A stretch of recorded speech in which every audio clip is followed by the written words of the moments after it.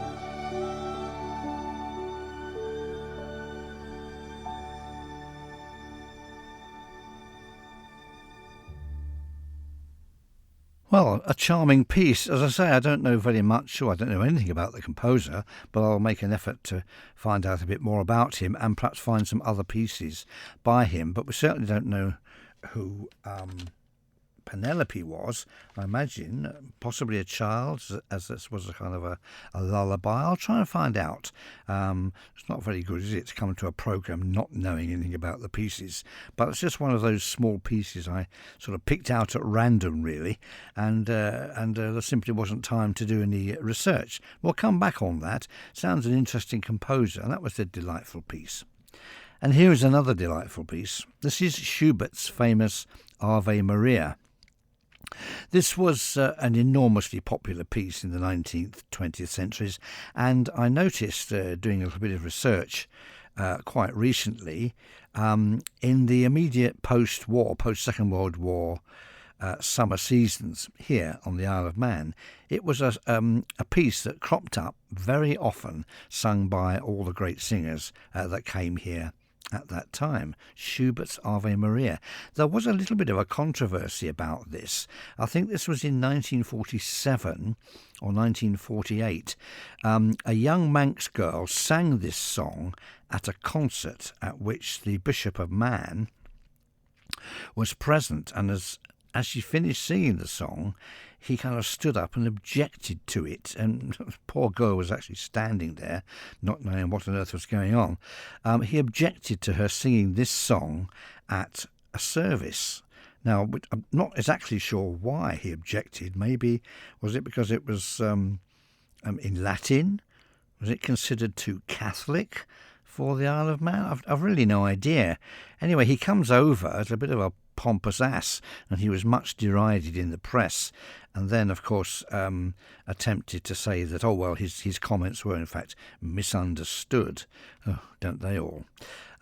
Anyway, just a bit of an anecdote, and the young singer, whose name was Corlett, I don't know anything much about her, must have been very upset by this, just for singing this very beautiful song at a concert, objected to quite clearly on some what we would now consider obscure religious grounds. However, tonight we have Leslie Garrett singing Schubert's Ave Maria. Oh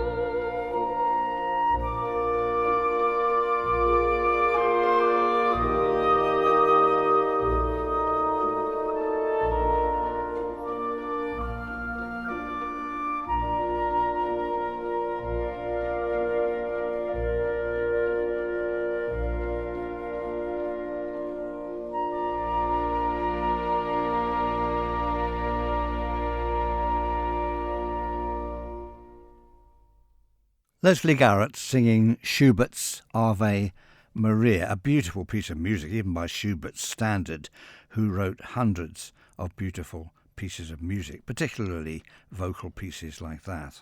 So, we've reached a kind of a concerto spot.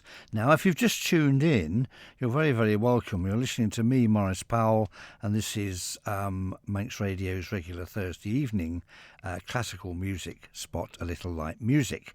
Now, for our concerto, I've chosen 3 very short movements in what is a very short concerto. It's a trumpet concerto by Tommaso Albinoni. Now, first of all, Albinoni did not, as far as I'm aware, actually write a trumpet concerto. This is a very clever arrangement of one of his oboe concertos.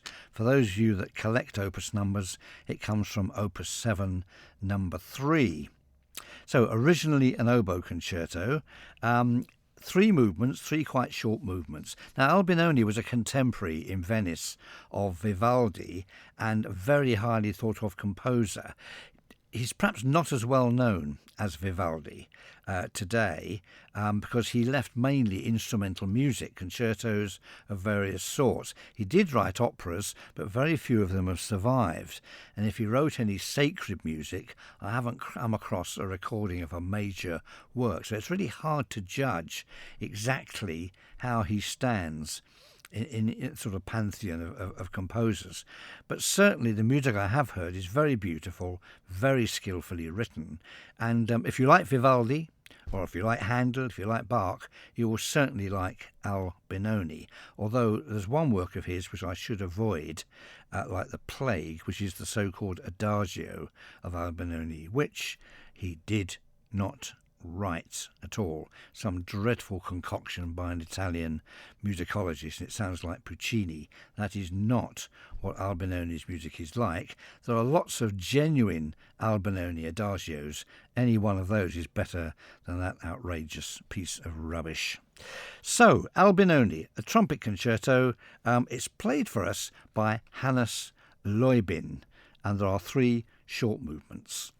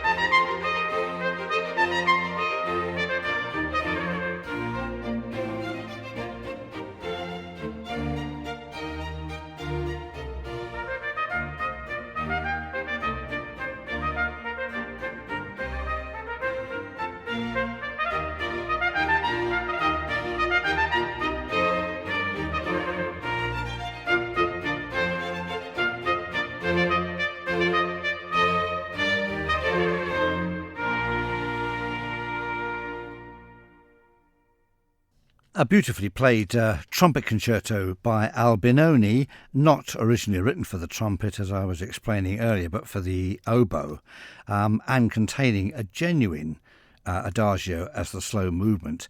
Of course, the trumpet of Albinoni's day couldn't really have played that work, and certainly not in that key. Trumpets were natural trumpets. They had no valves, and they played almost exclusively in the extreme upper register. Listen to anything by Handel or Bach that has trumpets, and you'll get the general idea. Nevertheless, that works very well as an arrangement and is quite enjoyable. If you enjoyed that, then perhaps try and hear the oboe version, the original version sometime, or any of Albinoni's other concertos. There's a very fine concerto for two oboes by Albinoni in D minor, and that has a slow movement, an adagio to die for. So, where does that leave us? Let's go back a little bit. We opened the programme with Walton's Spitfire Prelude and Fugue. I'm going to go on now to a piece by Eric Coates, which I don't think I've ever played in the 7, nearly 8 years that this programme has been running, and that's the Dam Busters March. It was probably his last really big hit as a composer, and in 1955 won the Ivor Novello Award. As soon as it became associated with the famous film, of course, it became a runaway hit and has been ever since. So, Eric Coates, the Dam Busters March.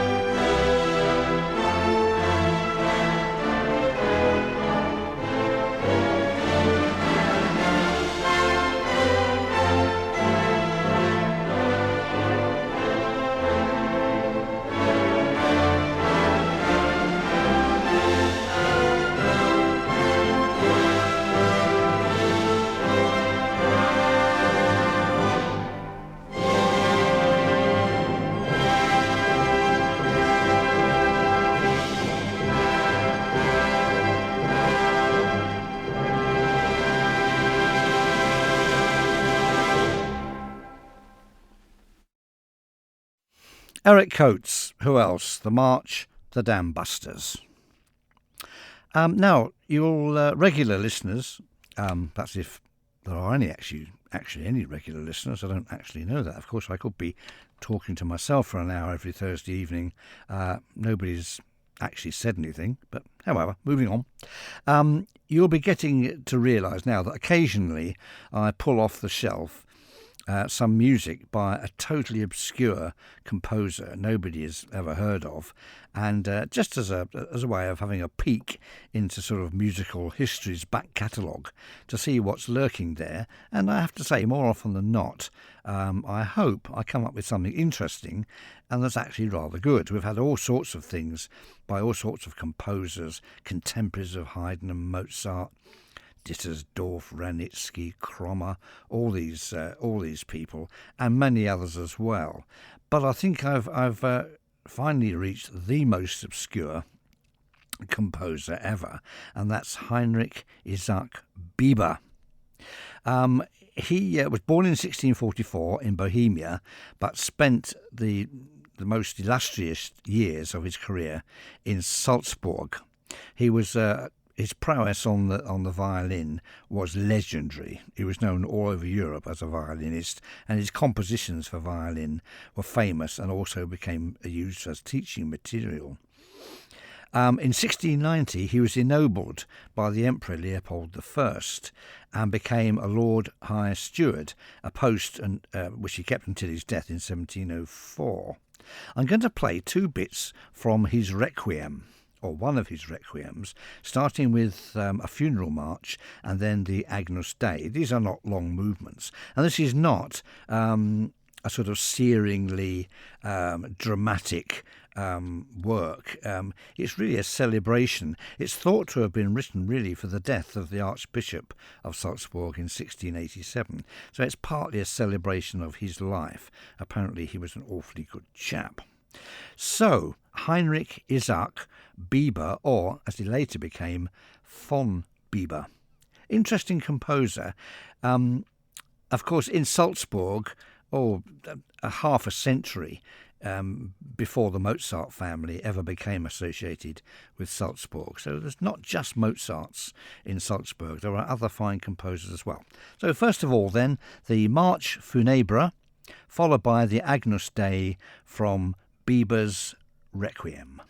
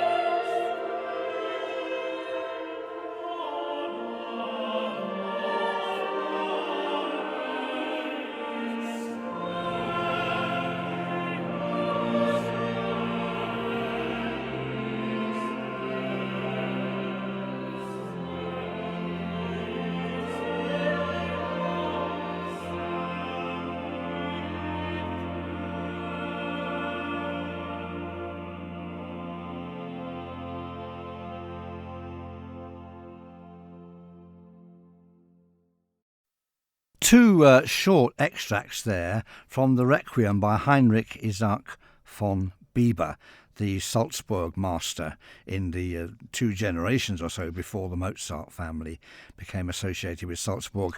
Bieber seems to have specialised in large-scale celebratory choral works. I have a recording of his Missa Salzburgensis, the great Salzburg Mass, written to celebrate, I think, over 1,000 years of Salzburg's history, and performed in Salzburg Cathedral. That recording we just heard there was also recorded in Salzburg Cathedral. That gives us some idea of the sort of sound Bieber would have expected. The Missa Salzburgensis is worth looking out. It's written for, I think, 5 or 6 separate choirs, acres and acres of timpani, and choirs of trumpets as well. It's a totally resplendent piece. You can't imagine why it's not better known. So we need something a little lighter now. We can have too many requiems, you know. So the music of Peter Hope, born in 1913, a very prolific composer of what we call British light music. The Ring of Kerry suite is generally considered as his masterpiece. But I'm going to play 2 pieces from another Irish-inspired suite of his called Irish Legend. 2 short pieces, The Saba of the Fairies, followed by Finn's Wedding. The music of Peter Hope.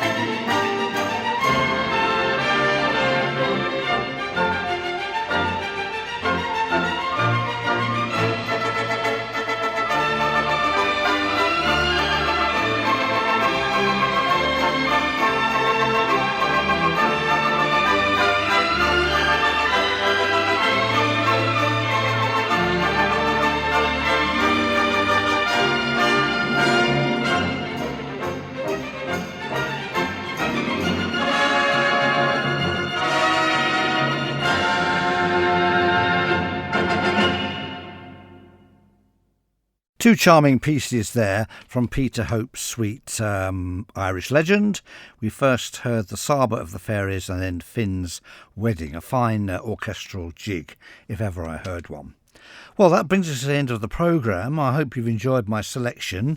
Bit of an odd one, really. We've had Schubert, Walton, Bieber, of course. Who could forget Bieber, or Von Bieber, as we should call him. Albinoni, Eric Coates. Oh, I'm sure there's something else there I've forgotten as well. Let's finish just to play ourselves out with. We'll keep with the Irish theme. This is Percy Granger's arrangement of the Irish tune from County Derry. A lovely, lovely piece. I wish we had time for all of it. However, please join me next Thursday at 9 when, well, who knows what will be on the programme. I haven't even thought about it just yet, but it'll be interesting. So, until then, goodbye.